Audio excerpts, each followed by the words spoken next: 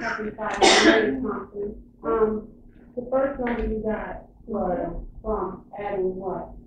The first number, this is my universal number by adding the month that you're born and the date plus the year that you're in. Okay, you get that again. The next one comes from adding the month and the date and the year I was born. And this your life path comes from adding the month, the day, and the year that you were born. Okay. So now just looking at this quickly, I know that he was born, he was born a number 3, so he's ruled by the planet Jupiter, which means what? Blessing. So no matter what happens, he's going to have blessings in his life. No matter how hard it gets, he'll be able to pull the rabbit out of the hat. And all 3s have that tendency.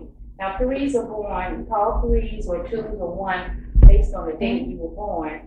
So 3s are people who are born on the 3rd, the 12th, the 21st, or the 30th. Now even within these numbers, the combined numbers, you have different forces. A person who's born on the 12th will have a different energy than one that's born on the 21st with this 2 out front and the 2 at the back.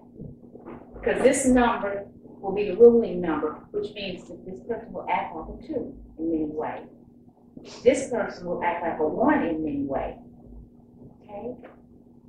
Also, I'm teaching him who his friends are. He's friendly with people who are born on the 1st, the 2nd, or the 9th. He's enemies with people born on the 5th or 6th. You know there's some people you meet, you just can't get along with. Always, it's not that you don't like the person, and if there's back to the destiny system, if you have Mars as the first connection, you have 6 major connections in your chart with different people. If you have Mars, if you're not having sex or having or doing athletic stuff, you're going to argue. Any people that got Mars, so you'll hear couples, they come to me and they always just argue. They like each other. But it's Mars. So if that's the case, then you got to do the 2 things that keep you from arguing. Okay? That's it. That's the way it is. For you.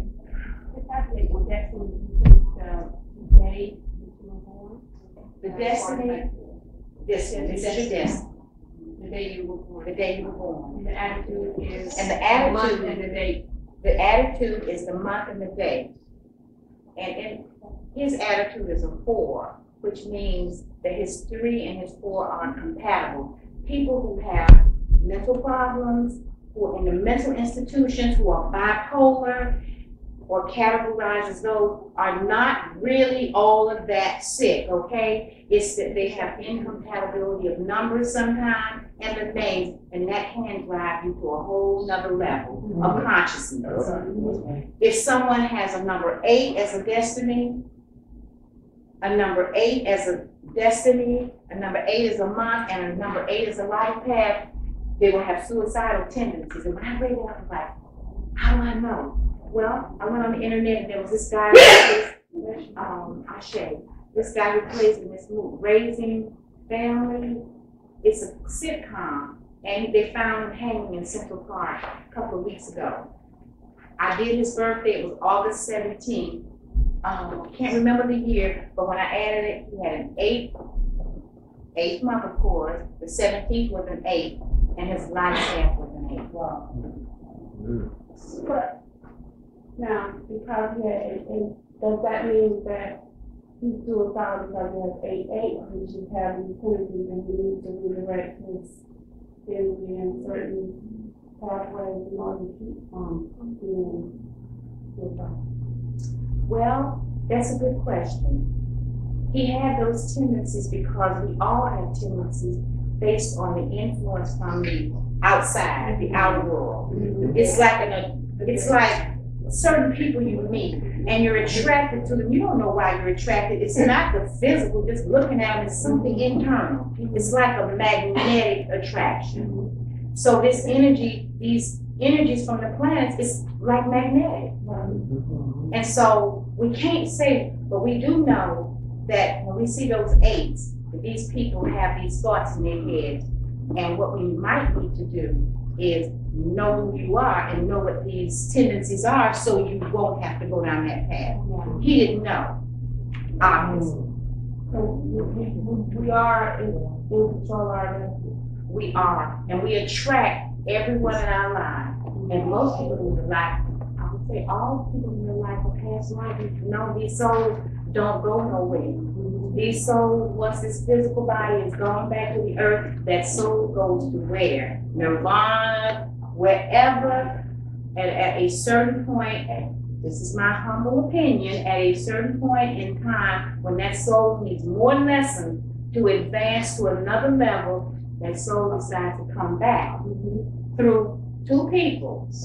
And sometimes it's a one night only, sometimes it's a committed relationship, sometimes it's a tumultuous relationship. But that soul chose those two people to have that experience in you.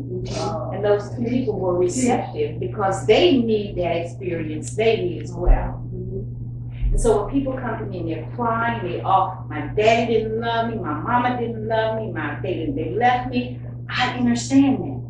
But there's a reason why. You chose that. You wrote the script. Okay? So when we attract these people into our lives, we need to know why we attract them. Sometimes we think every male-female relationship that we have is for an intimate relationship, but that's not necessarily the case. Many times it's for business, for friendship, for many other things. So once you know what the relationship is all about, then you can travel comfortably by making wise decisions again. People in your family, you chose those folks. So no matter how much they get on your eighth nerve, that's your lesson. Because this is Earth school. And every lesson is a blessing. There you go. So when people get mad and want to shoot the person because they don't like them or they don't get along, that's incited from outside. It's not where they've gone internally to figure out what is going on here. And these lessons that we have, until we learn a lesson, we won't move on. That's why you keep attracting the same relationship because you didn't learn that lesson. So every time you don't learn it, that same type of person will come back. And same thing with, I just was telling him, me and him, we're alike, but we're different. And no, I was saying, God, because I'm stubborn, he's stubborn. And I said, well, I see why we're together because I have a lot to teach him. And he has a lot to teach me. Wow. And sometimes the lessons are and then sometimes but they are blessings because once you learn, you go a little higher. And you touch God, you know. The more higher you go, the more you get to God. How long have you been here? 27 years. Wow, that's awesome. You'll keep working it out. And what is your number system? What day is it? 25. You're 25, so you're 7, and what's your number? 7 plus. Okay, so now I give thanks to all the wonderful people that give me information because all this that I've read and learned, it is no good unless I experience. There you go. So I experience through you. And I ask people to, just keep in touch and let me know how things are going when it's a relationship that is just not supposed to be. But it's interesting. 3 and a 7, that's interesting. So what I would look for there is the astrology, because the numbers don't make me kick my heels together, okay? So I look for the astrological component. And then I would look to see what your connection is, because like you say, all connections are to teach us lessons. If you've got Saturn, sometimes Saturn relationships just make you stay. I don't care what happens, you have to stay, but you have to learn that lesson. You can't go nowhere. Can't go. Sister called me the other day, she said, I've been trying to get out of this relationship for 12, they've been married 14 years, she's been trying to get out for 12 years. Saturn got us stuck. Well, she thinks the man has some roots on. Okay, you'd be surprised at the number of people that tell me that. I'm going like, if somebody gets something in your body, they can control you to a degree. But I think if you're powerful enough, if you use all of your resources, even that, you can overcome. But certainly by somebody just going and doing some incantation, we should be strong enough, so I don't accept that. I know that there are people that have been victims, they say, but I don't accept that in my life. I'm the one that's running this shit. Okay, any other questions? You may have already covered this, but on the name number, is there a reason why you saw that 8 and not go on? Is it because you used up all the letters? That's the rule. Oh, That's just the rule. Okay. So somebody, you've already done your name? Okay. Now, what's important about the name is that many of us were given names, our parents just named us how they felt. Many of them really lucked up and gave us names with great numbers that are compatible with our destiny, our attitude. Now, my parents didn't. They gave me a name that was very negative, and even when I was in junior high school, I was changing my name. My mother came to school and the counselor was telling them about me and the name that I had chosen. My mom was like, who is that? And my brother can bear witness, I've changed names frequently because I didn't know about this, but something inside of me said, you have to have a name that vibrates. Something just told me to do it. So if your name does not vibe with your destiny, you can have a lot of issues coming to a lot of challenges that you would not have ordinarily. So the destiny is this number right here, your day. Your month plus your day equals your attitude. Okay. A lot of people in ancient Africa used to change their names a lot. Some societies used to feel that your most sacred name, you didn't tell that to them. Because they used that name like in the thing with Samson, whether she wanted his power, and she needed a certain kind of name or something that he used, and she needed that to overcome the spirit. And I wonder, when you say my name, I'm just getting into astrology and numerology, and I didn't know how powerful it was. Honestly, I really didn't know that even the name, the numbers, and all of that was that powerful. I can't remember 49 What's the origin of numerology? Well, numerology, I guess the origin is with us, because we are numbers. Everything about the system, I guess, came as a result of the ancient ones wanting to know about everything, and everything is numbers. The planets, why do we have 7 visible planets? Why do we have, 7 or 9 body systems? What is all this about? Everything is a number. Right. Like if you look at snowflakes, we were looking at snowflakes. Snowflakes have 6 sides, all of them. Every last one of them. Wow. And we looked at flowers, certain flowers have a certain number of petals, or certain leaves have a certain number of points.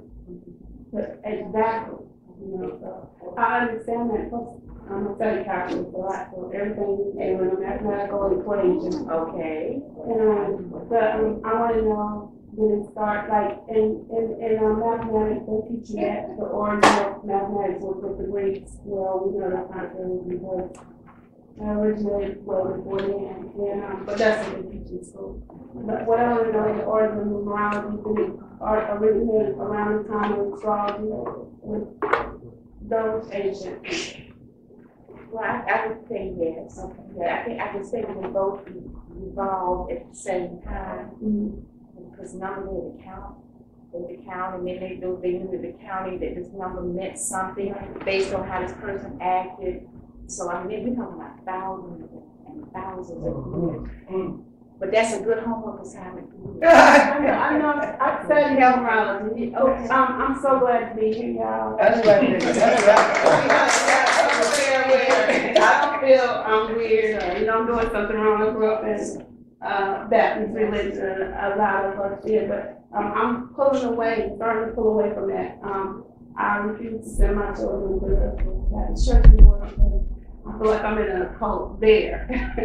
To me, this feels natural, this feels normal to go this route. A lot of my books I threw out because of my so-called Christian religion, because they tell you look into that, that's a codex and stuff like that. I'm starting to study metaphysics, and that's why I'm here tonight. I'm glad you're doing this. Wonderful. We're so happy that you're here, sister. Yeah, thank you for inviting me. Chris invited me. So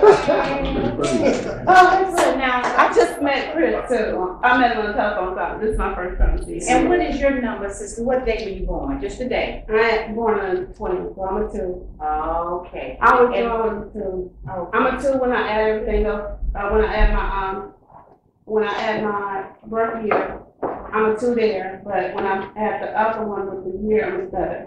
Okay. Now, what was interesting is the name. Did everyone do their name and number now? And you want to know what your card is? Okay. Now, what was interesting, when I did my name, to find out the best name for me, I've been playing around with it. It was interesting when I did Chionesa, Muhammal-ifade, I ended up with a 2, which is a person who is gentle and caring and very spiritually grounded. All of that was good. My original name was an 8, which was not a good name for me. So I didn't know all this then, but I did know that I was searching to find a name that would vibrate my frequency. So that's important when we're naming our children and even yourself. So as I looked at all the numbers, do you see some recurring numbers here? 4, 4, and 4 means, who knows what 4 means? Builder. I'll get ready to think. When you think of anything that's built, yeah. And people who run things, so I have that ability. I never thought I could sell stuff or run a business, but the ability was already in there because someone told me, you can do it. You can do that. Now, they didn't know I had the numbers, but now that I see that I have these recurring 4s, I see why business is something that I'm enjoying. I love to be out and about a lot, so I got 5s there, but 4s dominate, yeah. So now look at yours and see what, add yours up and let's see what dominates. Oh, what's a 3? A 3 in your name? Oh, yeah. Let's see, I had to write them all down. I don't remember all of them, but if you give me numbers, I'll read out what your numbers are. Big number. Big time.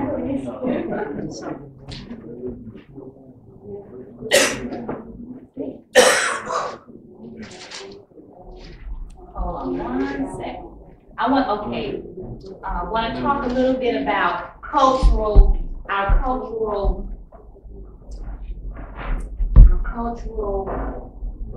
assistance, the cultural things that we have in our life that help us stay balanced. That's something that other cultures use that we don't use. The candle burning. How many of us burn candles? Not the little bitty candles, but the candles, the 7-day candles that will keep the energy flowing. Okay, good. How many of us wear gems that are acclimated to our numbers and our astrology sign? Okay. How many of us have an ancestral altar? How many of us are doing meditation, deep breathing?